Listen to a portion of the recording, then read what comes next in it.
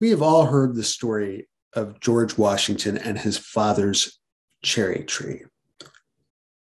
Augustine Washington, George's father, discovers that someone has taken a hatchet to a favorite cherry tree. So he asks George what happened, and George confesses immediately.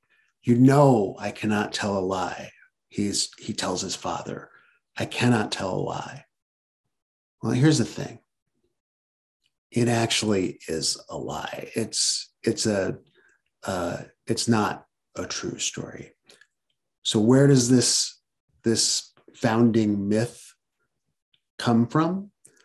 Well, it comes from a biography of George Washington written by Parson Weems, a minister and author. It's a very popular book, a bestseller of its time. It came out the year after George Washington died in 1800 and went through multiple editions. In 1806, when the fifth edition came out, Parson Weems added this cherry tree story with little to no proof or no evidence. It's been repeated endlessly since then, and there's nothing to back it up. This is much like the misinformation that we see now, spreading all over our country, all over the world, really.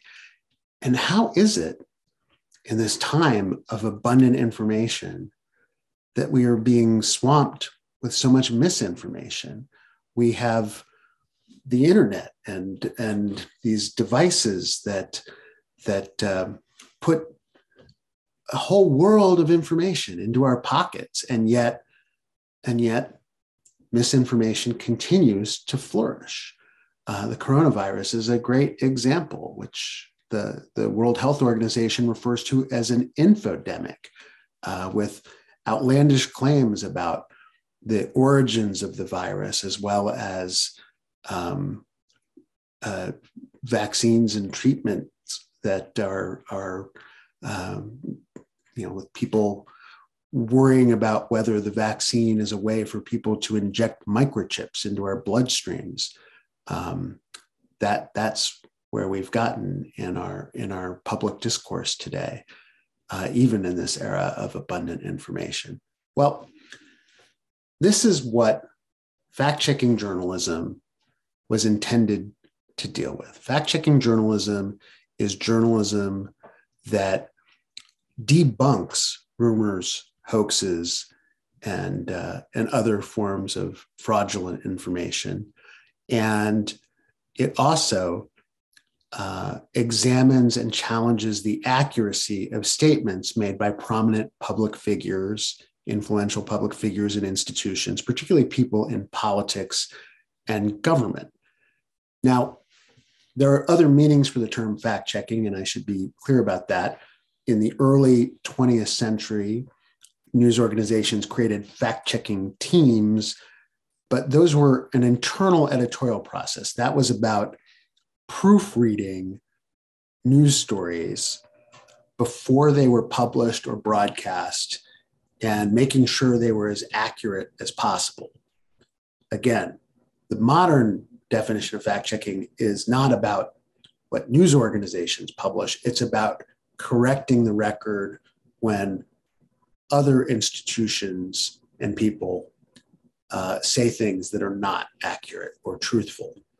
So that is one of the main focuses of what we do at the Duke Reporters Lab at Duke University in North Carolina. I'm co-director of the lab. We are very focused on using technology to accelerate the reporting process and increase the impact of this kind of fact-checking as we try to address this growing global tsunami of misinformation. It's also part of the work I do through Assignment Future LLC on news trust and news integrity. The modern form of fact-checking is really an evolution that began in the muckraking era of American journalism in the late 1800s, early 1900s, when there was a huge expansion of investigative journalism. McClure's magazine was one of the leading muckraking publications. And in 1906, McClure's published an expose that looked at a PR campaign run by what you would essentially call a marketing team today, who were working for railroad barons that wanted regulatory relief from Congress. And so they went to these PR people in Chicago who and got them to spread information that would help pass these measures in Congress. And the expose from McClure's showed how this whole PR operation worked, but it also looked at what some of the claims this PR operation was making and the railroad barons were making. And it was revealing. And it was, as far as I can tell, at least in the research I've done, this was the first fact-checking article that I've seen from 1906. In the 115 years since then, we've seen other examples, often one-offs of a kind. In the McCarthy era, we saw Edward R. Murrow of CBS News and his team there, along with a handful of other newspaper reporters who boldly challenged the smear tactics of Joseph McCarthy in his crusade against alleged communist infiltration of the United States government, and particularly the tactics he used to ruin many people's lives. In the 1980s and 1990s, news organizations really began to focus on the content of political advertising, as that became the predominant form of political communication, advertising particularly on television. And the reviews of that kind of communication became running series of TV and print reports about the accuracy of these political ads. I was fortunate to be at the Washington Post when my mentor there, David Broder, really pushed this idea into the mainstream. It was a big change because it took journalists away from a more stenographic approach of just simply saying, here's an ad, here's what it said, here's what other people said about it. The journalists themselves looked at them and, not on a partisan basis, but simply to see which statements were true and which statements were false. And that really set the stage for the kind of fact-checking we saw as the internet emerged, when hoax-busting sites like Snopes came to life in 1995, when the first dedicated political fact-checking site, factcheck.org, launched at the University of Pennsylvania in 2003. And in 2008, in the run-up to the 2008 election, we saw the Associated Press, PolitiFact from the St. Petersburg Times, and the Washington Post all launched major fact-checking projects in advance of that particular election. And PolitiFact ended up winning the Pulitzer Prize for national reporting in 2009. And that award woke up the world to the potential of fact-checking. And suddenly we had this incredible global movement happening. At the Reporters Lab, we track the growth of these fact-checking projects around the world. And today we have about 350 active fact-checking projects in more than 100 countries and in nearly 70 different languages.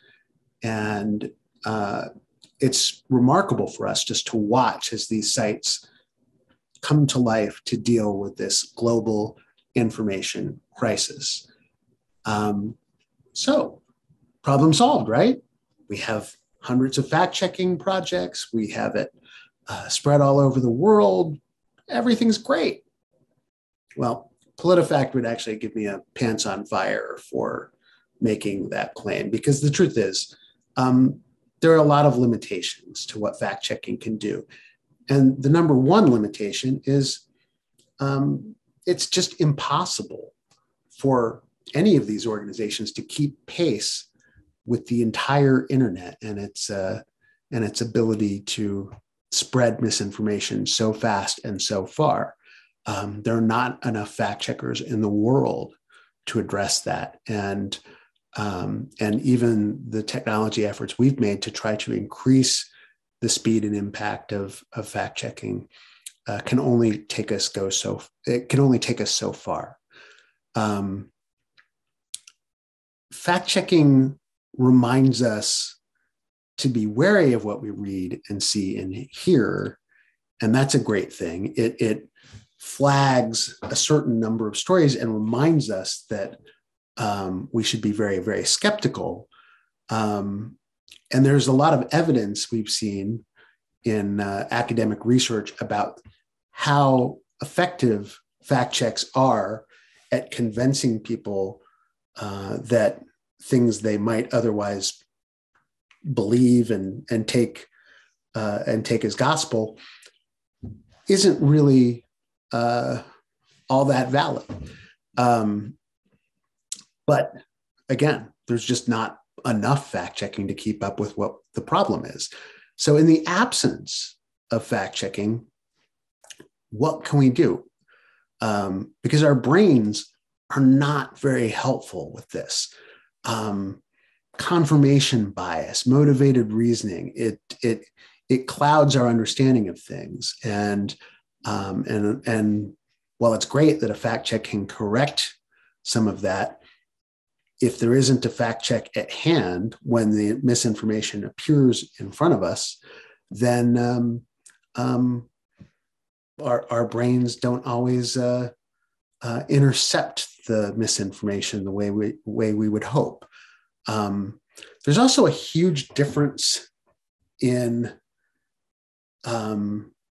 truth and facts. There are these big truths out there that we believe in, and then there are these truths, these facts that can be proven and in a convincing way. And those are two different things. We can have deeply felt beliefs that are very true to us, but a factual truth is a very different thing. Our deeply held beliefs can't always be validated with facts and observations and data. We also have this huge challenge of confusing opinion and fact. And that was really driven home to us in a 2018 survey from the Pew Research Center. They interviewed more than 5,000 US adults.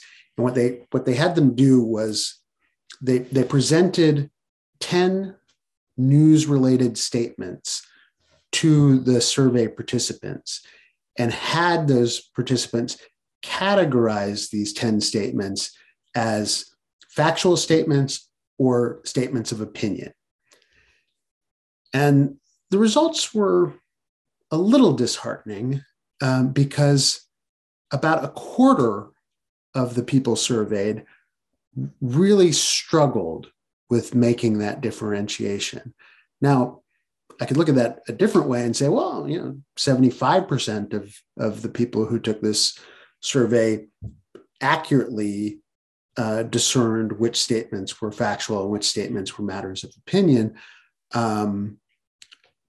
But here's the trick. A quarter of the adult population of the United States is a lot of people when it comes to making public policy decisions and political decisions in a democracy. And so it's worrisome that we can't distinguish these things.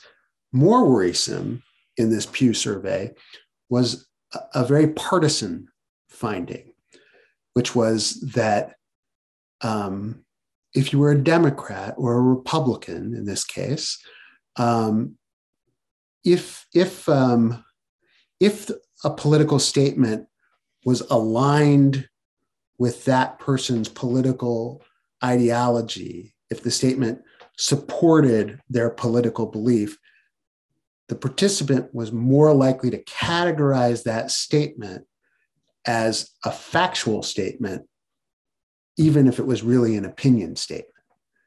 And that is one of those obstacles to intercepting misinformation that we really have to struggle with a way to find out. So what do we do? How do we get past these hurdles in our head, particularly given the amount of misinformation we're dealing with? Well, first of all, we have to just embrace skepticism. And that doesn't mean just being skeptical of everything you see, read, and hear. It particularly means that we have to be skeptical of ourselves. We have to question our own beliefs. We have to force ourselves to respond differently.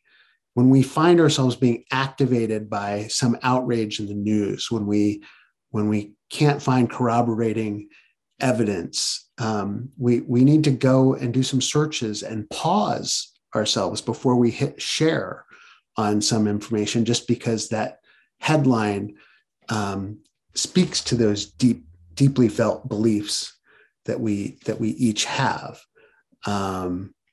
Steps like that will make all of us better fact checkers and really help with this misinformation problem. All of this just brings me right back to the George Washington story, the cherry tree story, the boy who could not tell a lie. Because the question for us today is different. It's not a question of whether we can or cannot tell a lie. It is the cherry tree question for us now is, can we tell the difference between a lie and the truth? That's what we have to master. Thank you.